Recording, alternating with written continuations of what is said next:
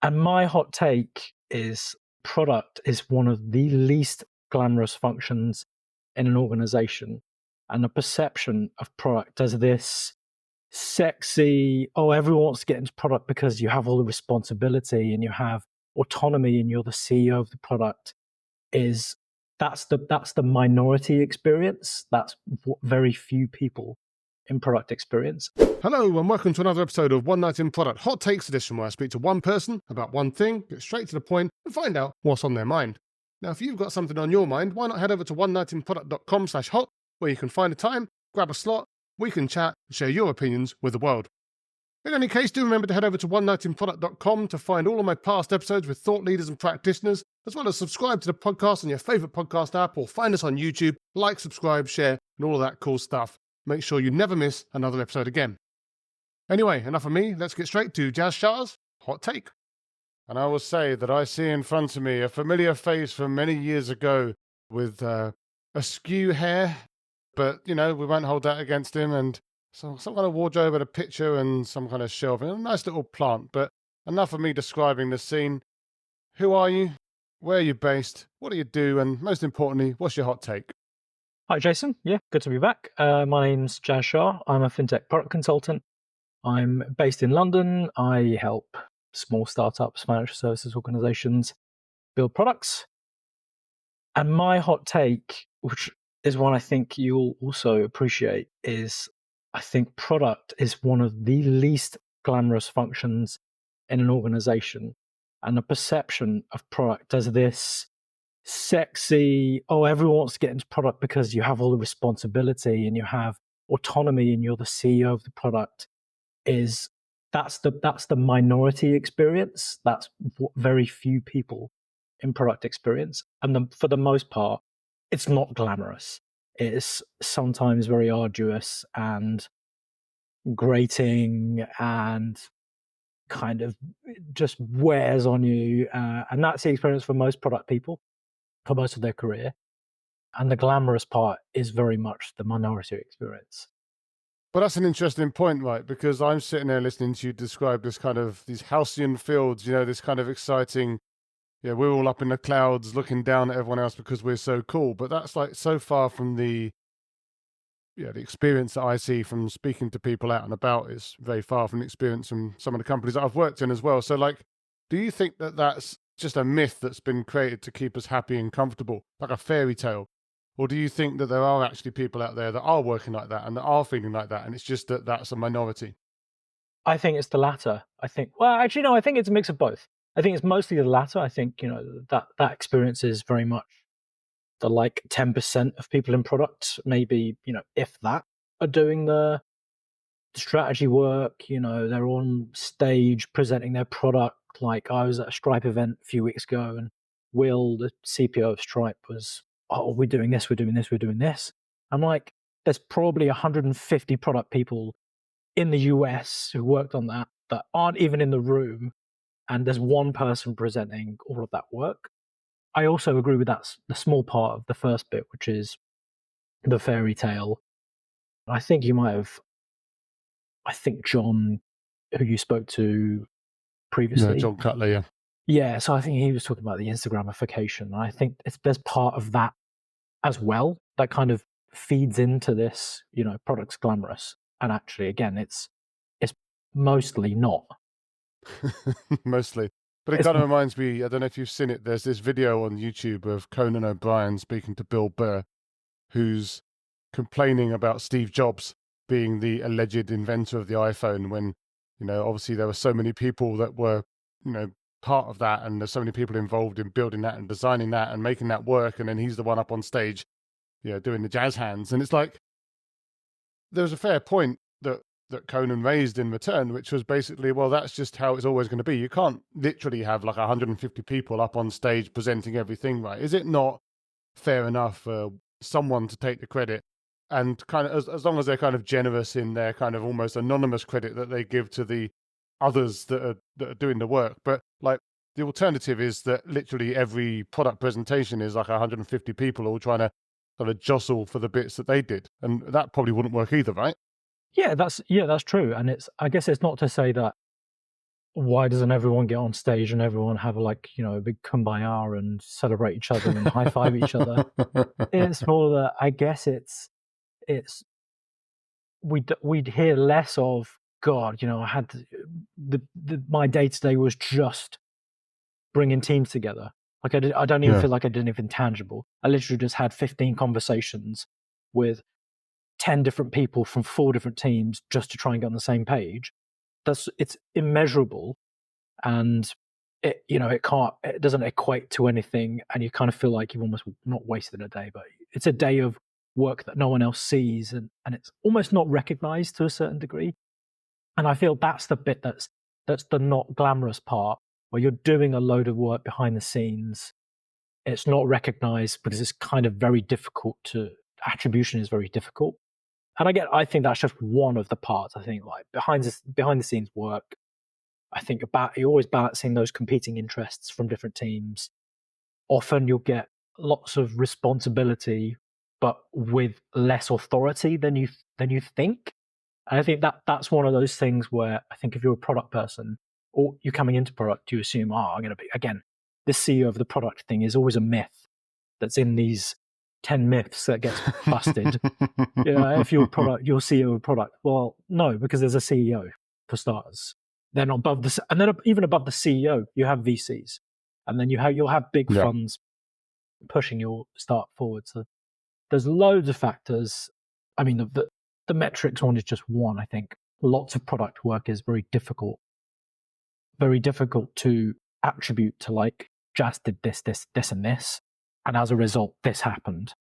It can be, conversations, solving problems, and it's very, But this reminds me of a discussion that was being had. So I presented at a corporate conference the other day, and we all had a good old chat about non-ideal situations and sort of making peace with that and all of that. And, I strongly believe in it. But there was a question that came up, and I'm sure this is something that happens in fintech, like your stomping ground, which is there's a lot of work which isn't automatically or indeed ever visible to your end user, because there's all the kind of enabling stuff. Maybe there's the back office stuff that has to work in the background to help to provide an experience. But some of these kind of platform product managers or internal tool product managers or back office product managers can kind of sit there feeling that their work has no connection to the customer, because the customer never gets to see or hear about any of that stuff. It's just all part of the package.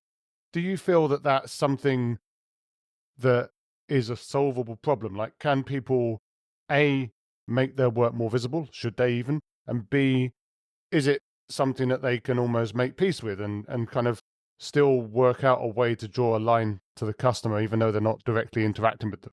Yeah.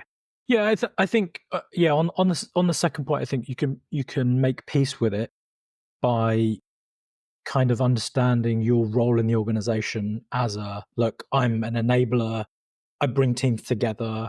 I make sure we solve problems, and you kind of measure your own success on how many problems did I unblock and how many things did I solve today, and have we moved this? Have we moved the backlog forwards, and are we making progress on the roadmap? And there's I know loads of product managers who, again, even for B2B products, they won't even speak to their B2B clients, because there's a partnerships team that does that. And there's sales folks who do that, and they'll face off to the sales and partnerships team, but they'll never, they'll hardly ever speak to the end client, or maybe will at the start of the relationship and towards the end, but not through that lifetime. So I think you can make peace with it. And then I think you're right. I think that the one big thing is making sure that you're communicating effectively enough what you're doing internally, that you also kind of make peace with it by communicating effectively. And then people understand better what you do, what value you're adding. And then you're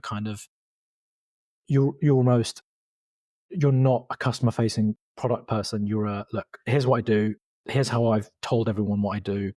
Here's the value that this is the lens through which people will see the value I add. And then it's a bit clearer, and people don't expect you, why isn't, Jas spoke to any customers this week? It's like, no, that's not the product role I'm performing. The product role I'm performing is slightly more technical, or slightly more on the partnership side, or slightly more on the kind of team enablement side. And therefore my success should be measured on look, are we still making progress? Is roadmap stuff being churned through? Churn's a terrible word, but are we building things effectively and efficiently? Is the team happy? Yeah, okay, those are the things I should be measured on. And then you can make peace with not speaking to customers all the time, which I think it's a really easy way to measure, look, how effective am I? I'm speaking to customers, I'm solving their problems.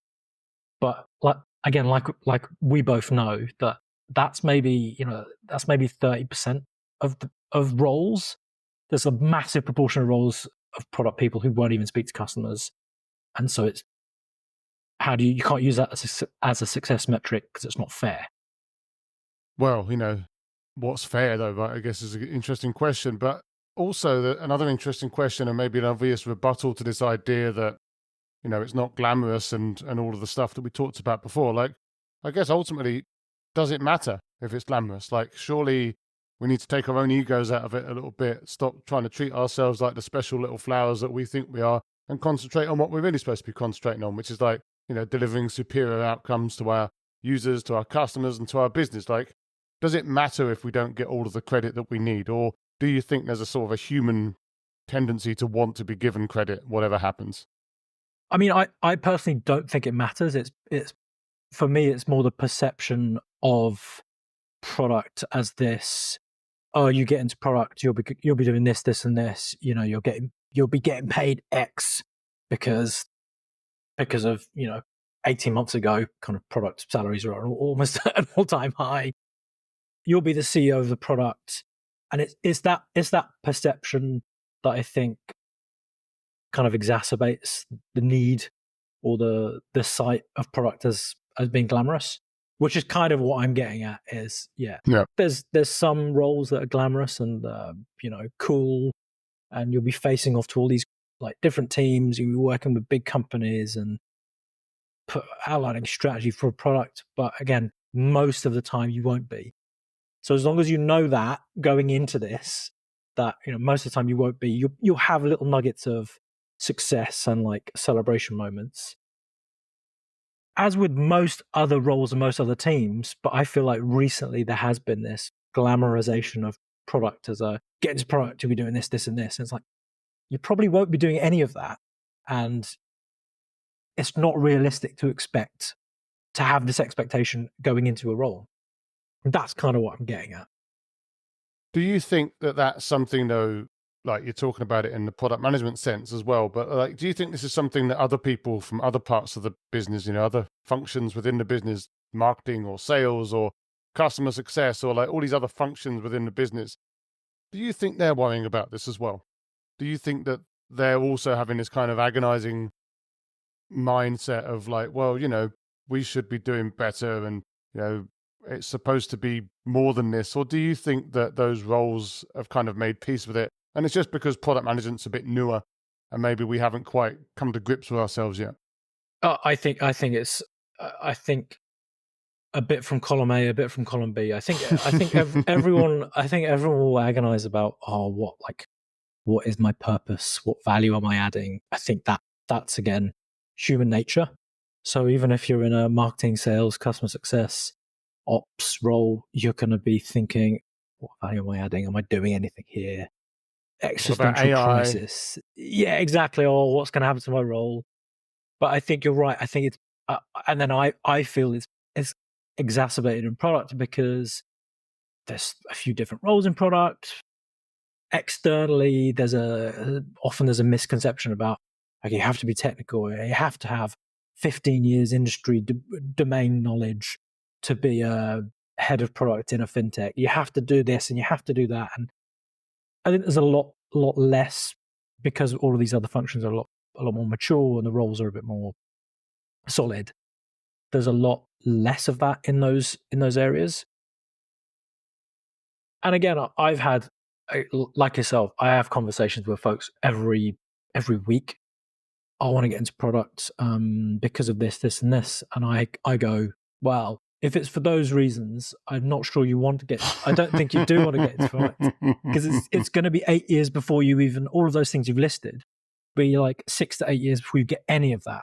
Like, freedom to make decisions on this, and I'll drive the direction of that. I'm like, you're better off just building your own thing rather than jumping into a product role. You're better off just building your own product or coming up with an idea and maybe doing that work as an exercise for yourself, because then you will own everything. You'll own the strategy, but it will all be yours. Because if you try and jump into a product role and expect all this, I want responsibility, I want to drive a product forward, I want to launch something, like it's not realistic to want all want all those things. And I don't know where you've got this idea from. Well, probably one book or another.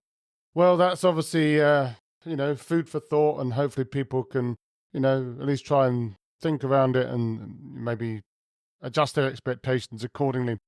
But for now, obviously, as we come to the end of our hot take time, I do have to ask you, I mean, obviously we've met before, you've been on the podcast before, you should go and listen to that episode, everyone that's listening to this, but I'll link it into the show notes. But other stuff I can link into the show notes include where to find you and where people can connect.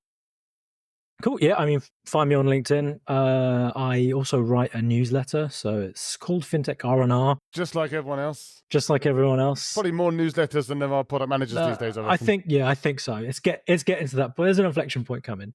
Yeah. So all right, Fintech R&R, but it's it's quite niche. It's literally product deep dives, but on fintechs, on fintech trends, what's happening, jobs to be done on specific companies.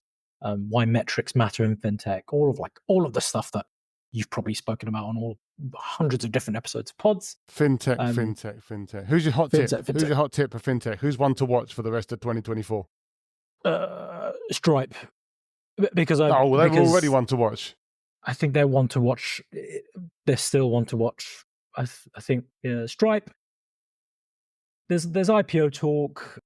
There's actually what I will mention is there's a fintech that's just like very, very new that I've just come across called Sunshine and Kittens, and they're quite good name. They're effectively building a kind of new age bank for kids, and they're doing things a bit differently. So when you look at standard hygiene features of any neobank, everything's looking very samey. This is kind of flipping that transaction feed, balance view, spending analysis, pie chart on its head a bit. So it feels like a bridge between a kind of mix between a bank and a metaverse. And I think it looks like that's what they're building. Rewards based, a lot of gamification.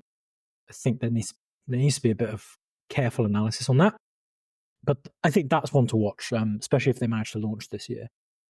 All right. Well, great tip. Buy shares in that, I guess. If you can, go and work for them if you can. I'm sure Jas will be doing his best to keep an eye on them too. But Jas, as for now, thanks very much for your hot take. Awesome. Great stuff, Jason. Thanks for having me on.